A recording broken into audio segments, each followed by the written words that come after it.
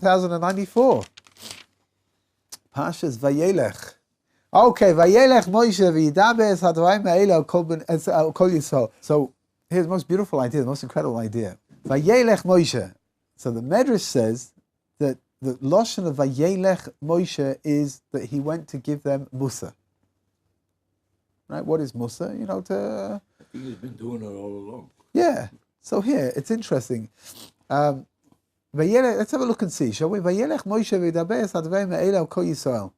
Vayomer alehem bein 120 shana nochi hayoim lo yuchal oid latzeis v'lavoi v'Hashem amar elai lo yisavo es hayadin hazeh. Hashem Elokecha hu oive lefanecha hu yashmid es hagoyim ha'ele milfanecha v'yirishtom Yoshua hu oive lefanecha kasher diber Hashem. Now, what's he saying? He's saying like this, that HaKadosh Baruch Hu says, HaKadosh Baruch Hu told me that I'm 120 years old. Lo yuchal oid latzeis v'lavoi. That's it, I've reached the end of my tafkid here in this world. I can't go out and do anything anymore. V'Hashem amar elai lo yisavo es hayadin hazeh. You're not going to cross over into the Jordan. You're not crossing over the Jordan. You're not going into the land of Israel. Hashem Elokecha hu oive lefanecha hu yashmid es hagoyim ha'ele milfanecha v'yirishta. So don't you worry, I'm not going, but HaKadosh Baruch Hu is going to go with you, and he's going to destroy the enemies that are there. Yoshua oive lefanecha kasher diber Hashem, and Yoshua is going to go over, and he's going to be ostensibly, he's going to be the leader of the Jewish people. Right? Does anybody hear? Do you hear any divrei Musar over here? What does it mean? I can no longer go out and come in. What he's saying is like there's something very fundamental, that everything that I do, I'm doing because HaKadosh Baruch Hu allows me to do it. Right? I'm now in a state of I can't do anything anymore because HaKadosh Baruch Hu won't let me do it. I've reached, this is the last day of Moshe Rabbeinu's life, right? I've reached the end of what it was that HaKadosh Baruch Hu brought me into this world to do. You hear, right? So it's all very nice. It's very deep. But the question over here is when it says Vayelech Moshe that there's words of Musa over here. I mean, where do we see any words of Musa here? So I once heard from a Rav in London, Rav Roberts, most incredible idea. He said like this. He says the only thing that Moshe Rabbeinu is concerned about is what? Doing mitzvahs, right? Going into the land of Israel. Here he is, 120 years old. He did pretty good in his life. He brought the Jewish people from Egypt all the way to the land of Israel, and he took care of them, and he gave them the manna, and he gave them the water, and he protected them, and he made sure that they arrived where they were supposed to be, when they were supposed to be. It's fantastic, right? And he got to the end of his life, and you could say to yourself, I don't know, maybe Moshe Rabbeinu is going to sit back for a moment and say, okay, let's have a look and see what I did. Not bad, yeah? And yet, what is Moshe Rabbeinu? The only thing he's interested in is doing more mitzvahs. That's all that concerns him. Vayelech Moshe, that he went. What do the Jewish people see? The Jewish people see a 120-year-old man whose only concern is what? To be able to do more mitzvahs. He wants to go into the land of Israel. He wants to be able to go into the land of Israel for what? To eat falafel? That's why he wants to go to the land of Israel? No. So to be able to complete what he thought his task did. For sure. What right? he thought not good. What? No, what he thought. You know what? No, that's not. I don't think that's accurate. No, it's not that he wants to fulfill his tafkid. He knows that he's fulfilled his tafkid. He knows that he's fulfilled what God set out for him to do. But he wants to be able to do more mitzvahs. We'll see a little bit later on how that plays out, because in the end it's almost as if Moshe is prepared even to give up everything of his leadership in order to be able to go into the land of Israel. That's all he wants. He just wants to do more mitzvahs. But he knows that he's not going in, period. He knows he's not going in, but the Musar over here is that even though he knows that he's not going in, right? Even though he knows that HaKadosh Baruch Hu has told him that he can't go in, the only thing that interests him is to do more mitzvahs. Right? All the people are looking around, they're not as old as he is, right? They're looking and they're seeing somebody who's got to the end of his life, and the only thing that concerns him is to remain attached to HaKadosh Baruch Hu and to be able to do what Hashem wants him to do. That's an enormous thing. That's an enormous lesson for them. Wasn't there a fear by about the rest of the people that, oh, look who we're going to be losing? Yeah. There should be like a certain, wow, what's going to happen? Yeah, there is. Yeshua is new. It's a newcomer. There is. It says like this, most incredible idea. In the Gemara it says that when Moshe Rabbeinu gave over the authority to Yoshua, So in the Gemara it says that the Zkanim, the elders, they looked and they said, Pnei Moshe ke Pnei Chama, Pnei Yoshua ke Pnei Levana.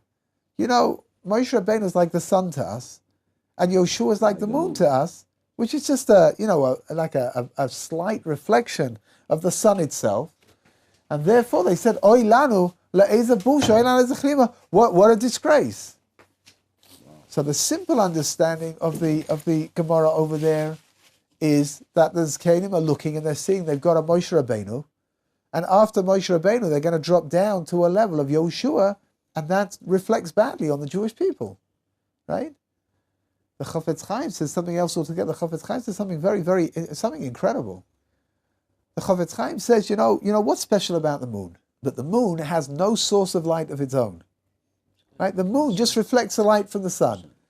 So says the Chafetz Chaim, if Moshe Rabbeinu is not going to be around any longer, so who's the best qualified person to take over from Moshe? The moon. The moon, right? If Moshe is the sun, then someone who's going to be the moon to Moshe Rabbeinu. Someone's going to reflect the light of Moshe Rabbeinu, the Torah. Moshe Rabbeinu represents the sun, so once he goes, there's no light to the moon. So. Oh, okay. You're being very philosophical over here, No, I'm right? saying, Now, I think that's not pshat. I think pshat is like this. So when the moon comes out at night, when the sun disappears, so the moon comes out and the moon shines. So for sure, what they're saying is like this. If you want to take the moshel a step further, they're saying for sure that with Moshe Rabbeinu is a day, clarity, everything. You can't, you see everything. Right? Yoshua, we're going into it. It's a different environment. It's a different reality. But even going into that different reality, which is going to be, it's not going to be as clear as it was. But even with that lack of clarity, who is the best qualified person to take over? Someone who's going to reflect that light, right?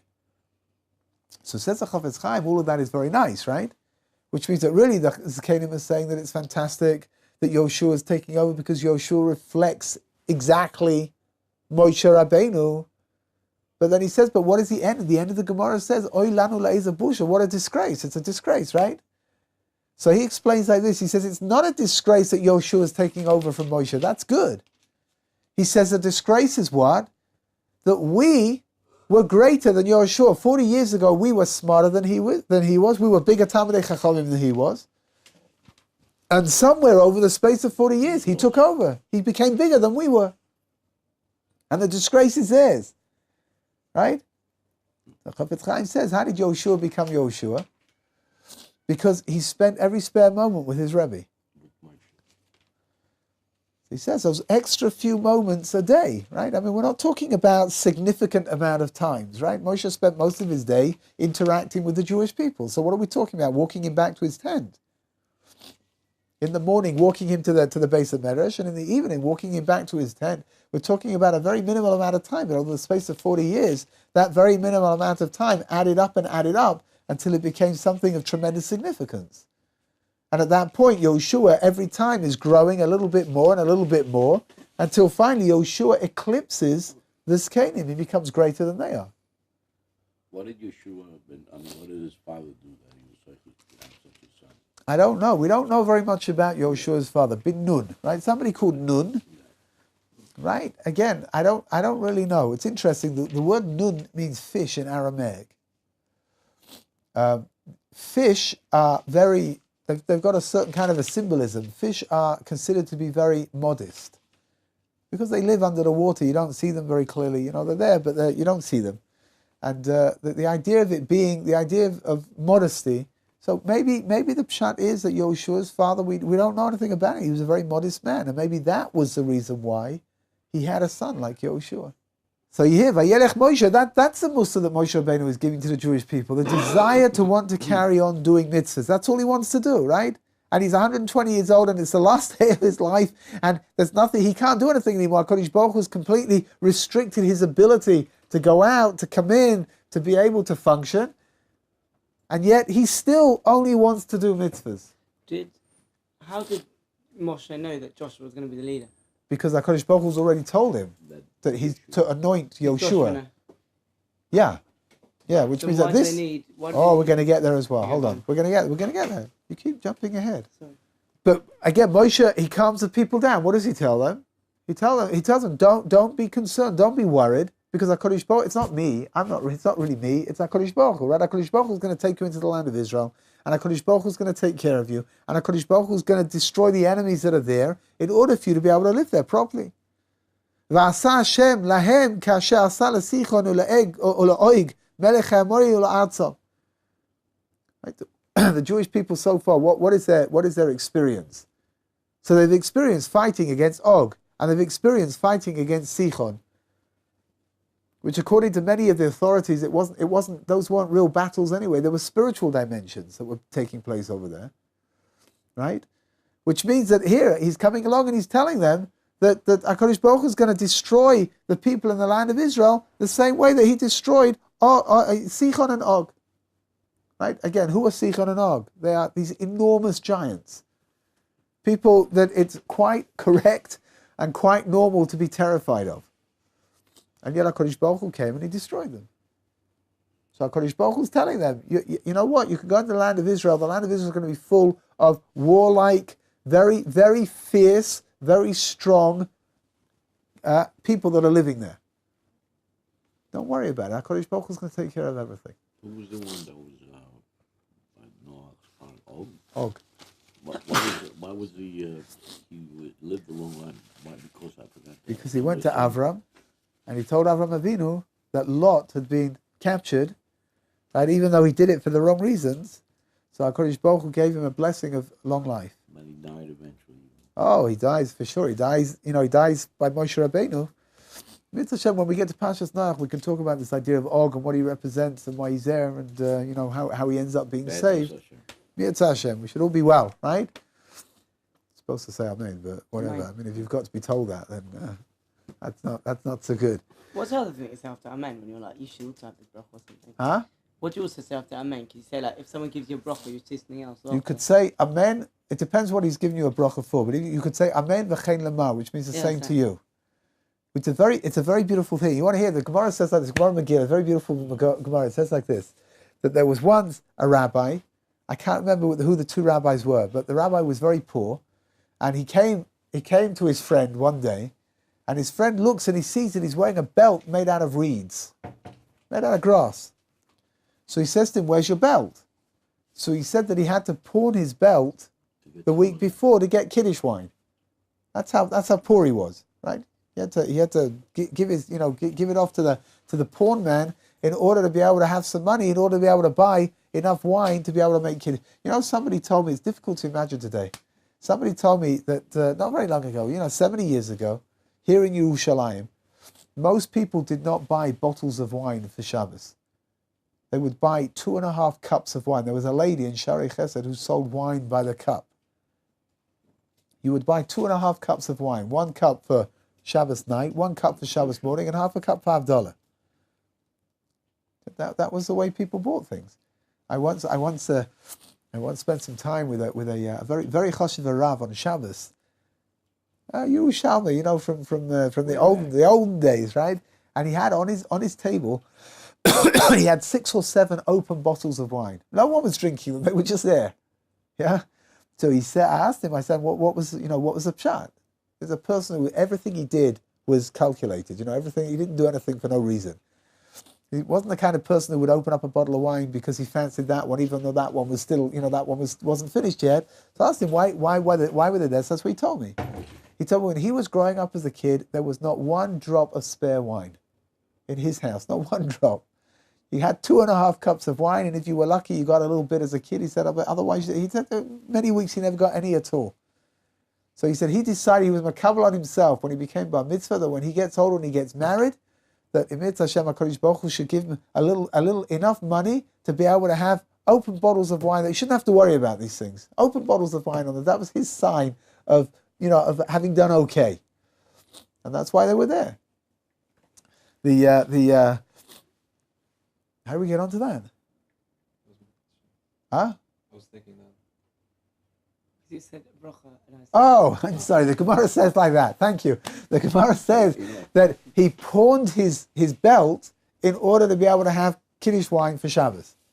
So the fellow the rabbi he was talking to, says to him, he gave him a bracha. He said, I give you a bracha that you should be covered in clothing. You should, whatever, right? And the inference of the bracha is that you should be so wealthy, you should have so much clothing, you're completely covered in clothing. So the fellow said, Amen. Anyway, the Gemara goes on to tell a little while later, he was marrying off one of his daughters. He was very short, this rabbi. So he obviously with all the preparations, he was very tired. And just before the wedding, he climbed onto a bed to have a little nap. He said, and the Gemara says that his daughters-in-law came into the room. They didn't see him there because he was very small. He didn't make very much of an impression, right? And he's fast asleep. And they took off their coats and they threw their coats onto the bed without really paying any attention. And when he woke up, he found that he was covered in clothing. Right? So far, so good. When the second rabbi who gave him the bracha, when he heard what had happened, he came to the rabbi with a complaint. He said, I gave you a bracha, and all you did was say Amen. Why didn't you say Amen v'chein lamar? And the same to you. Because here, look, my bracha came to fruition. I gave you a bracha, you should be covered in clothing. You ended up being covered in clothing. If you would have said v'chein lamar, the bracha would have rebounded on me. Right? So there's an interesting thing over here. There really is. What is a bracha? A bracha is not something that you should just, give out without too much thought. Not a bracha you make over food. A bracha you give to somebody else, right? If the bracha is said by somebody in the right frame of mind and received by the person in the right frame of mind, that bracha has the ability to rebound back. To the one that gave. Yeah. The Maharal says that the word Baruch, Bet Reish Chof. How much is Bet in Gematria? 2. Good. How much is Reish? That's a little bit more complicated. 200. How much is Chof? 20, right? Very good. Says the Maharal, Bet, Reish, Chof are all doubles. 2, 200, 20. Right? They're doubling each other, right? So, one times, one doubled is 2, 10 doubled is 20, 100 doubled is 200. He says the essence of the concept of a bracha is that it can just keep doubling itself over and over again, which means that, this bracha can rebound backwards and forwards and backwards and forwards and grow and become something incredible. Which is why when somebody gives you a bracha, you should really say Amen v'chein lamar, because it's a very beautiful idea, right? If it's said in the right way and received in the right way, you can now take that bracha and it won't detract from what you're getting at all. But you and it will reciprocate. Yeah, it will rebound back. Amen v'chein lamar. The same to you. Interestingly enough, the Sfadim say v'chein lamor because mar means bitter, and they don't want to say v'chein lamar. They don't want to detract in any form whatsoever from the depth of the bracha. So they say v'chein lamor. That's why you may hear that if you anyway. Same thing, just a different pronunciation. What's interesting, the Maharal also says like this: is anybody here a firstborn? No. How strange. I am an only child. I keep telling my brothers that. They don't believe me for some reason. I don't know why. There's a halacha. A bechor has got the same words as bracha, right? Baruch. How do you spell bechor? Bet chof reish. A bechor. There's a halacha that bechor gets double from the Yerusha, right? When there's an inheritance, if a person's got 4 children, 4 sons. You take the inheritance, you split it into 5, and the eldest takes 2, and everyone else takes 1.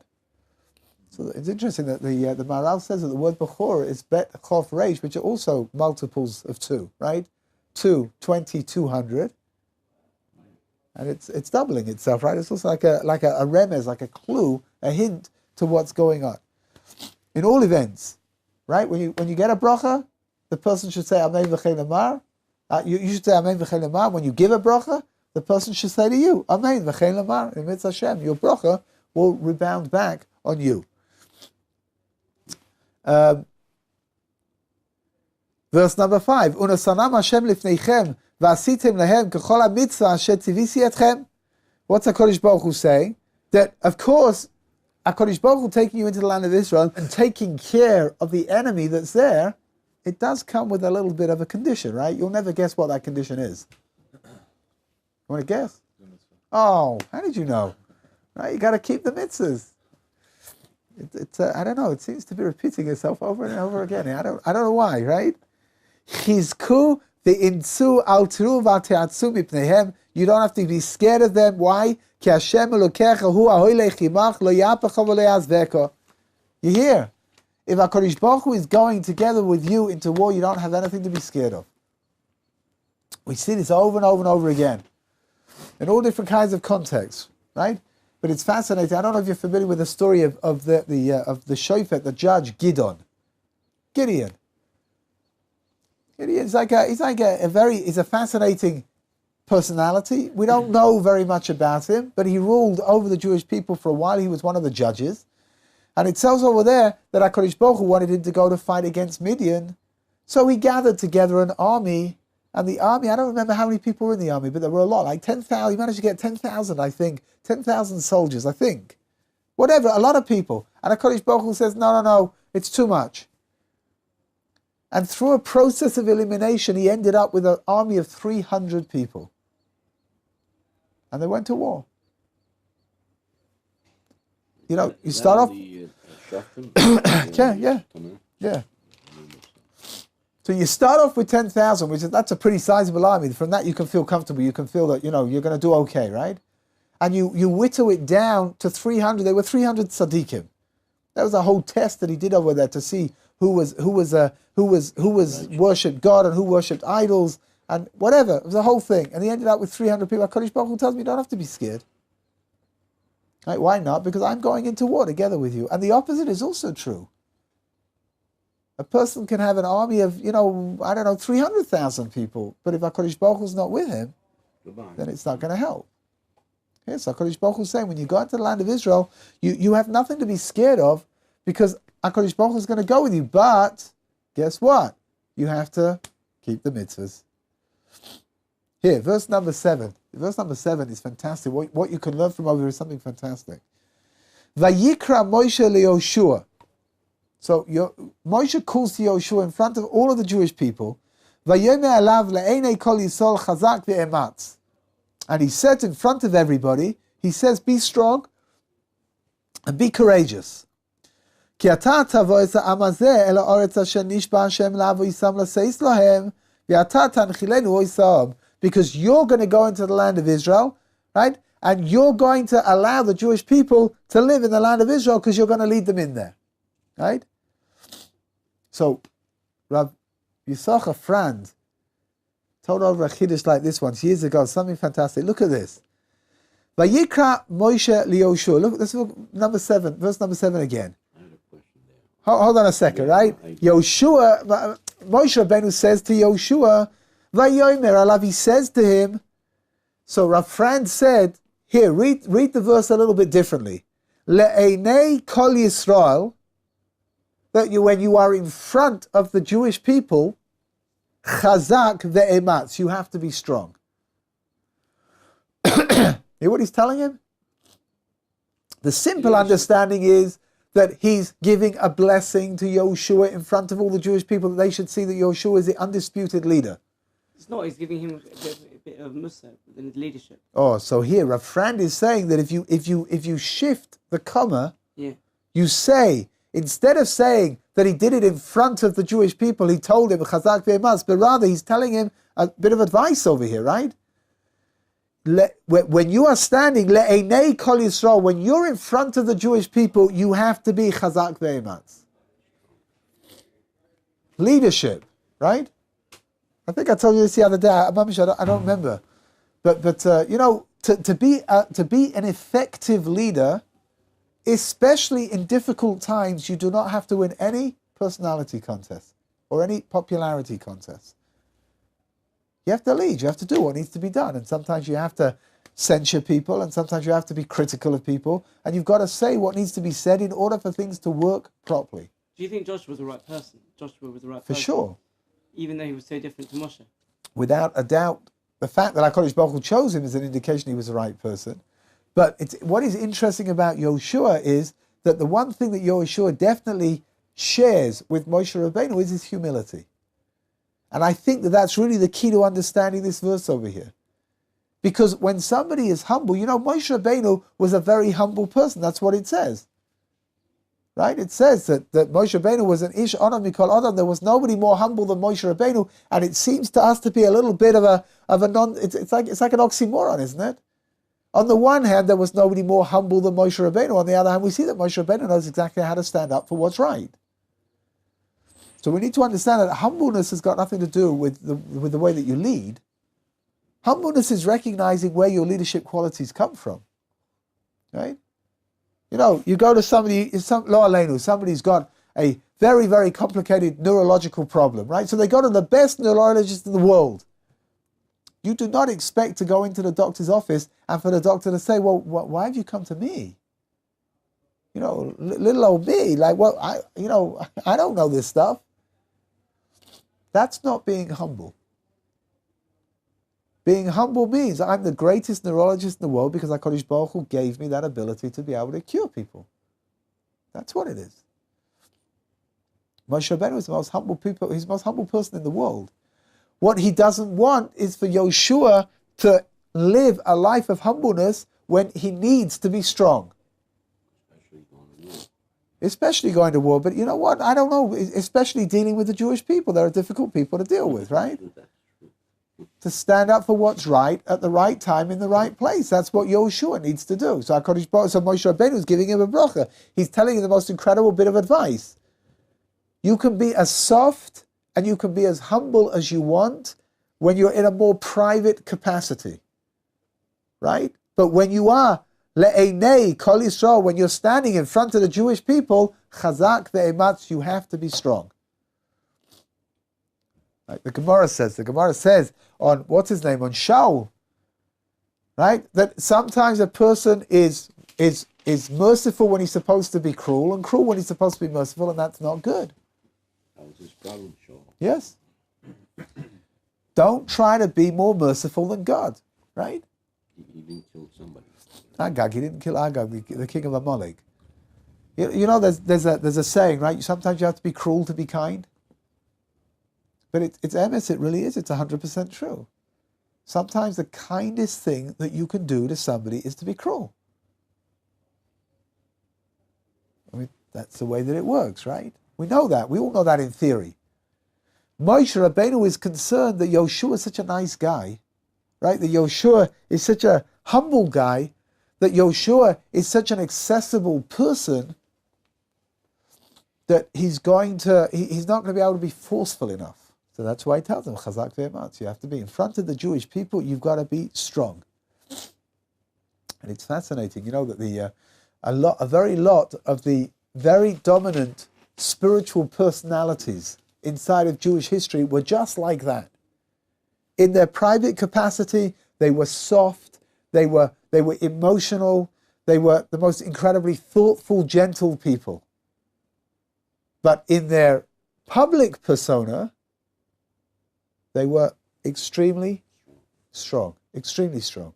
What does it mean when it says, in a second, do not be afraid, do not be dismayed? Where are you?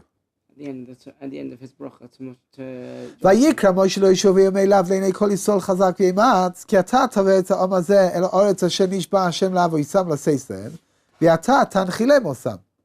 No, where are you? Oh, I'm sorry, verse number 8. Okay, you're jumping ahead again. Sure. Sorry. What are we going to do with you? I don't know. I think we're going to have to give you a Chumash, special Chumash that has one verse on each page. Okay. It's going to be like, this big, right? But here, verse number 8. Let's have a look and see. V'Hashem hu haolech lefanecha, hu yeh imoch, lo yapecha v'lo yazveka, lo yisira v'lo yisechas. That you should not be scared of the fact that you're going into where you're going into. You shouldn't be dismayed. Why? Because HaKadosh Baruch Hu is going in together with you. Now it's interesting. Rashi doesn't say anything over here. But I think the bottom line is like this. Here, they go into Eretz Yisrael. Yoshua takes them into Eretz Yisrael. They come to Jericho, Right? right? You're familiar with the story of Jericho. It's a very famous story. Walking around the seven days, walking around the walls of the city for 7 times and blowing the shofar, and then on the 7th day the walls fall down and in they go and they overtake the city. That's a different fight. That's not Yericho. Shemesh Begivon, when it said that it stopped. Yeah, so it's 5% Moshe. I mean, that's what I'm trying to. Oh, you know what? Maybe. I don't know. It's a nice idea. Even though he's not there, he's there, right? Maybe that what Moshe brought into the world is with us always. But it says over there by Yericho, it says like this: HaKadosh Baruch Hu instructed the Jewish people not to take any, any booty, right? Any booty, any loot from the city of Yericho. Everything that was taken was supposed to be dedicated to Hashem. One person took something. Achan. Nobody knew, right? So he took this stuff off, and nobody knew about it. And then they went on to fight. The next battle was in a place called Ai. What happened in Ai? In Ai, some people died. I don't know exactly. The Gemara is a little unsure whether 36 people died, or whether one person who was equal to the majority of the Sanhedrin died. But come what may, this was obviously something very, very disturbing to the Jewish people, because they come to Yoshua. Listen to this bizarre dialogue. They come to Yoshua and they say, listen, we're happy to go in and fight, we really are, but no one told us we were going to die. Now that's kind of weird, isn't it? You're going into the army, you've been drafted into the army, and you're going in to conquer the land of Israel. You're going to fight against other armies, right? And these are very strong soldiers that they're up against, and yet they come to Yoshua in a state of complete, they're completely and absolutely sincere, and they say, look, we're happy to go fight, but not to die. Where on earth does that come from? Where does that mindset come from? The mindset comes from over here. If HaKadosh Baruch Hu is going into the land of Israel with you, and if HaKadosh Baruch Hu is fighting together with you, then you don't need to worry about it, right? And people, Emunah, yeah. People are not supposed to be dying. They're really not supposed to be. Why did they die? Because somebody sinned. But why did they figure they're going to die? Huh? No, after they died, they came. It's like they're coming to complain. They're coming to Yoshua saying, listen, we don't mind doing this fighting business, but we're not dying. So why did they die? Or why did that one person die? Whatever it was, either 36 people or that one person. Why? Because somebody sinned. Why does one person die for another person's sin? Oh, interesting, right? So it says like this. HaKadosh Baruch Hu came to Joshua, and listen to these words. He says, Chatu Yisrael. The Jewish people have sinned. One person took some of the loot. Nobody knew about it. He hid it away. And HaKadosh Baruch Hu comes to Yoshua and says, Chatu Yisrael. The Jewish people have sinned. Imagine. That's not fair, though. It's only one person. Not fair, but... No one else knew about it. Very good, right? So what's the pshat? The pshat is, it says, Kol Yisrael, we're all attached to each other, which means that when somebody does something, you've got to be on a pretty high spiritual level to have this whole system work properly, right? If you've got one person who's not functioning properly, it's going to cause a flaw in everything. Well, he did it in secret. That's okay. Here, Another person could have I'll give you.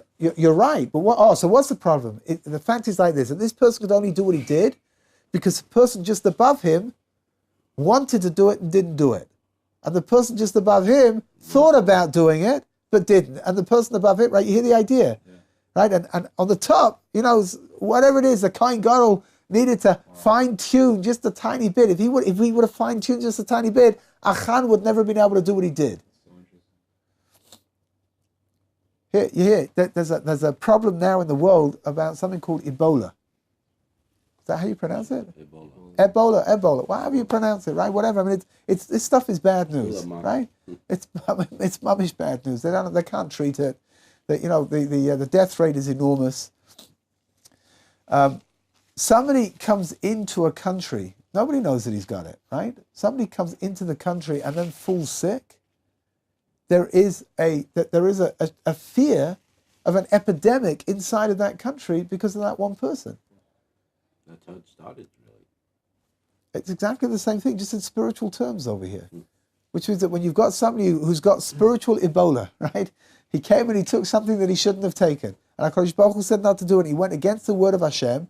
Now the whole Jewish people are now weakened by what he's done. And that has to go through a process of tshuva in order to be able to build up the antibodies to undo what was done. It's a really good analogy. Huh? It's a good analogy. It's pretty scary, it really is. Nice behavior. Yeah, that's what it comes down to. Because if you don't behave yourselves, it's going to have an impact on us, and that's not fair, right? But that idea that you talked about, how the person on top of him thought about it and didn't do it, wanted to do it. Yeah. The person, Yeah, which means, what do you mean on top of him? You mean like in spiritual sense? yeah, in spiritual terms, which means that you've got a hierarchy over here, right? And you've got a lot of people down here on the bottom, and then less on top, and less and less and less, right? That has something to do with speech. It's not just his fault that he did it. It's because maybe someone that was spiritual on top of him For sure, mentioned right? something. Absolutely. I don't know what happened. I don't know how it happened, right? But the bottom line, hold on a second. The bottom line is it could only happen. He's the end of the whole process. Right. The fact that it didn't just come from within. Oh, which it's not coming out of a vacuum. It's not you got this one bad person over here and he's going to do what he wants to do, come what may. All the Jewish people are connected in some way. We're all attached to each other, and that means that if somebody could do something bad, Will affect the other. Not that it will affect the no, others. the other way around. That somebody can do something bad because we weren't on a high enough level to stop that from happening. Was he part of the 300 Of which? of the soldiers that? No, that's two different things. That's Gidon and that's Yoshua. That's later on. Okay, right. And I bet that has something to do with the leading too. Someone who's a leader, not specific Saint Joshua, but someone who's a leader or a leader type, other people look up to him. And if he does one thing wrong, the essence of that might be taken into consideration in another person. So Absolutely. for example, I'm not saying I'm a leader, but for example, the fact that I walked in late into class. Did you? Yeah, a little bit. Another kid might see it, that, he's walking in late, maybe I'll be late too, and then maybe no one will show up to class. For sure, it's Eventually, possible. like, no one's going to show up to class. I don't want to be hurt, but I wanted to talk to you about that. Okay. But for sure, I think that's a great analogy, right? You see somebody who's supposed to be in a position of responsibility doing something that they shouldn't have done, and that it now weakens that particular dimension, right? The problem is that Judaism, it's not comprised of individual bits. So if this bit is weak, everything else will be strong.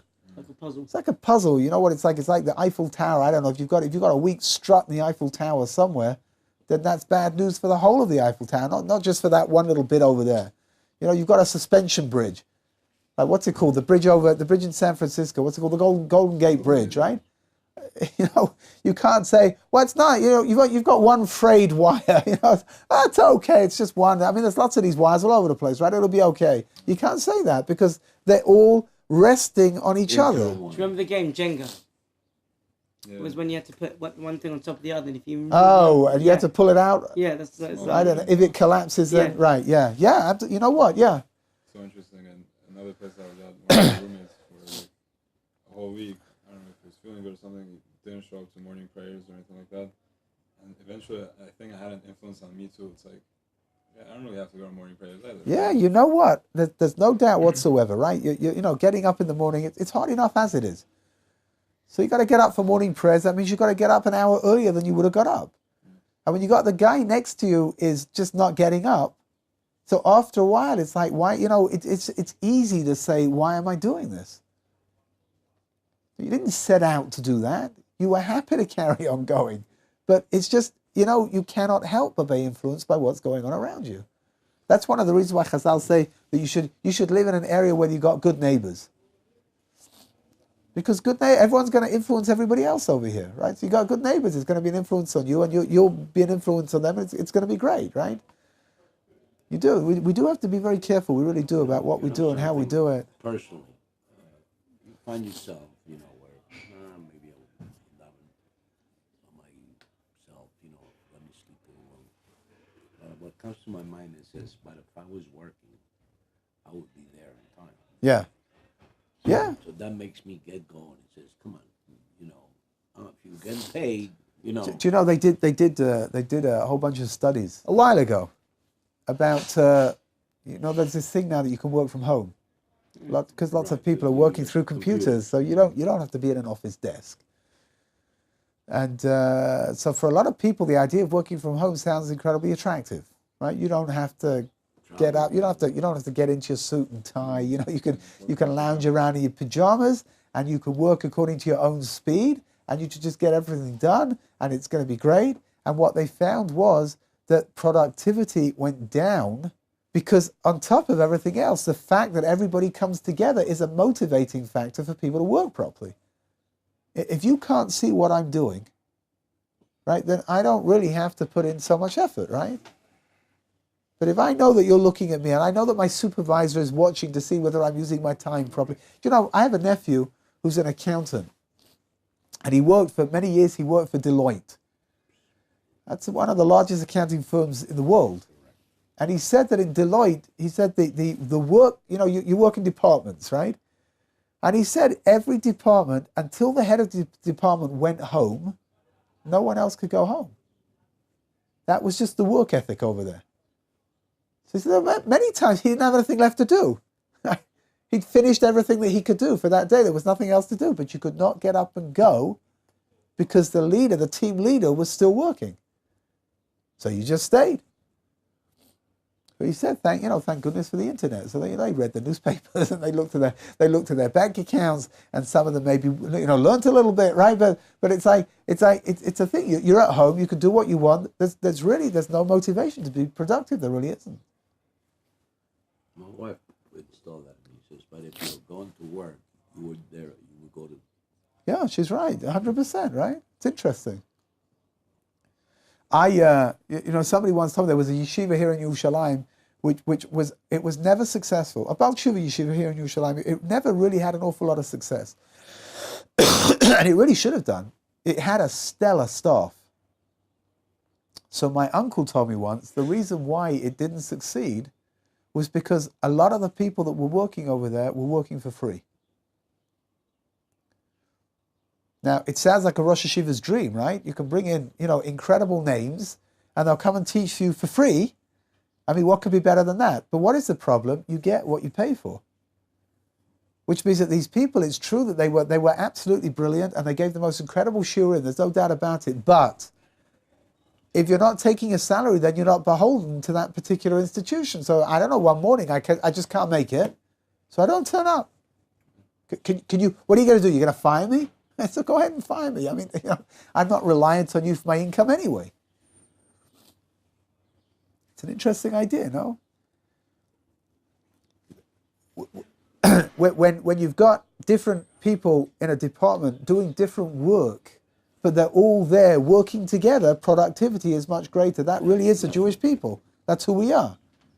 We're all doing different things in different ways, but the productivity is something which is measured as a whole. Right? And that's really, leadership. You should know this. Leadership is something which needs to be black and white. There's no room for grey area in leadership. Think about it for a minute. You've got a question about your chicken. Is your chicken kosher or it's not kosher? So you take it to the rabbi, and the rabbi says, maybe. And you say, what do you mean maybe? Can I eat it or I can't eat it? He says, well, perhaps. Yes or no? Yes or no.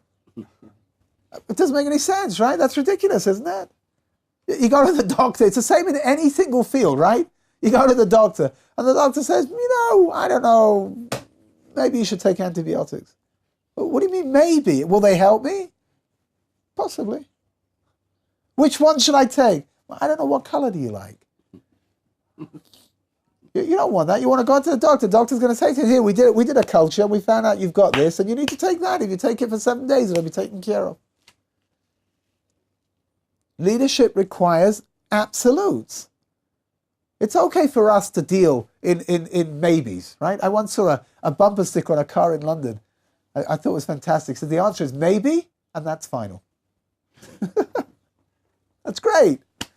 For us, it's okay to live in a dimension of maybe and that's final. We can do that because we're not leaders, right? You know, sometimes people come and they say, how could this rabbi have said what he said? How could he possibly say such a thing? Without getting involved in any of the details, right? But the bottom line is because he's a leader and leaders have to come out with definitive statements. I can agree with him, I cannot agree with him. That's my prerogative, right? But a leader does not have the luxury of being able to say, maybe, because people are coming and people are asking. So I'll tell you a cute story. I had nowadays nobody knows this stuff because when you go to buy a chicken in the supermarket, nobody even knows that chickens are animals. You know that? Everyone thinks that chickens just come, they come wrapped up in plastic, frozen in the frozen section of the supermarket. They've got no idea that these things used to run around and flap their wings, and it's like, are you kidding? Their idea of a chicken farm is like a whole bunch of little bulls wrapped up in plastic and. But in the olden days, you went and bought a chicken. It was a fresh chicken, and if you had a question, you had to go ask somebody, right? So I had a neighbor. He told me it's very cute. He told me like this. He said he came home from the supermarket once. He had this chicken. His wife was a little bit concerned about one of the pulkas, one of the legs of the chicken. There was a bruise on it. She wasn't sure the bruise came before it was shechted, after it was shechted. She says to her husband, "Here, take this chicken and go and ask." So the olden days, he walks out of the building that we live in with his chicken in his hand, right? And he's got to go find. We'd all just moved into the neighborhood. Nobody knew anybody, right? So he's like walking around and saying somebody could ask him, stop somebody in the street. And he says to the fellow, "Who can I show my chicken to?" Right? So the fellow, without batting an eyelid, imagine you stop somebody in the streets of New York and say, "Hey, who can I show my chicken to?" They'll call the cops or something. Actually, maybe not in New York. You can get away with everything, right? But so this fellow, he says, "Go to Rabbi so-and-so, one of the biggest halachic authorities in the world today." So he takes his chicken off to this fellow's house. He knocks on the door, goes in. The rabbi's sitting over there at his dining room table. He's got sforim piled up all over the place, and he shows him the chicken. So the rabbi looks and he looks and he looks. He says to him in Yiddish, he says, "Ein Moment." He says, "1 minute." And he takes the chicken and he walks out of the room. So my neighbor told me, he said he wasn't going to miss this. Whatever was going, he wanted to see it too, right? So he goes and follows him. He says this rabbi walks across into the kitchen, and he shows his chicken to his wife. And his wife looks at the chicken, and she looks and looks. She says, it's garnished. It's nothing. So my neighbor said he quickly turned around and he rushed back to the dining room and he sits himself down, and he says the rabbi walks back in and he says, it's garnished. It's nothing. Right? You got to be definitive when it comes to ruling on things. You got to rule. The Supreme Court never ends up not being able to come to a conclusion about something because that's their function. Within the other courts underneath them, there is a little bit of leeway for the court to be able to say, "I don't know." And it'll get bumped up, right? But the Supreme Court is a place where decisions have to be made. By definition, they have to be made. And that's what Moshe Rabbeinu is giving over to Yoshua. Chazak ve'ematz means it's great to be a nice guy, but you got to be strong. When you need to be strong, you've got to be strong. They tell over about rabbis. They were the softest people, the Briskerov, right? In the city of Brisk, he was the chief rabbi over there. He was like as an individual person, he was the softest of people. People would come and he had an open house and people lived there. Can you believe it? Kids, babies that were born out of wedlock. And sometimes the mothers, they were so embarrassed, they would just leave the baby on the doorstep of the Briskerov and they would run away. And in the morning, the Briskerov would open the door, find a baby in a little basket over there. They would take the babies in and they would look after them and they would take care of them until they found a foster home that they could put them into. He was like the softest of people, but in his capacity as a chief rabbi of Brisk, there was absolutely no room for flexibility. He was absolutely strict and straight the whole way through. And that's the way that it needs to be, it really does. That's why I always say, the schools that I went to, the most successful schools that I went to, the headmaster was normally a real disciplinarian. Everyone was scared of him. Again, he wouldn't have won. He wouldn't have won any popularity contest whatsoever, but he ran a great school. Reminds me of Rabbi Victor Miller. I was too young then. But he always he's such a what a nice person. But I've seen him, and even to me, I remember saying him, Moshe, you gonna be a mensch? He was when he had to say something. Tough, yeah. Boom, When you got to be tough, you got to be tough, right? And if you're not tough, it's going to end up terribly. It's going to end up wrong. Such a humble man, but you're right. When he was strong, he would say something whether you liked it or not. Yeah, for sure. And when you don't do it like that, it always ends up wrong. It always does. Correct. Right? Leadership is something that we have to value proper leadership. Here, let's just learn one more verse over here. V'yichtav Moshe es haTorah azois, vayitno el hakohanim b'nei Levi hanoisim es orim bris Hashem ve'al kol ziknei Yisrael. And HaKadosh Baruch Hu wrote this down, and he gave it over to whom? He gave it to the Kohanim b'nei Levi, the ones who carried the bris Hashem, the ones that were carrying the Holy Ark, ve'al kol ziknei Yisrael, and to the elders of Israel, right? Because what is happening now, it says in the Medrash, we'll talk about this perhaps tomorrow, it says that Moshe Rabbeinu wrote 13 Sifrei Torah on the day that he died. That's not bad, right? 13. He gave one to every single tribe. Yeah. Gave one to every single tribe, and one of them was put, this one over here was put into safekeeping, that was going to be the prototype that all the other Sifrei Torah were going to be measured by. Yeah. Good. Okay, we're going to stop over here. Mitzvah Hashem.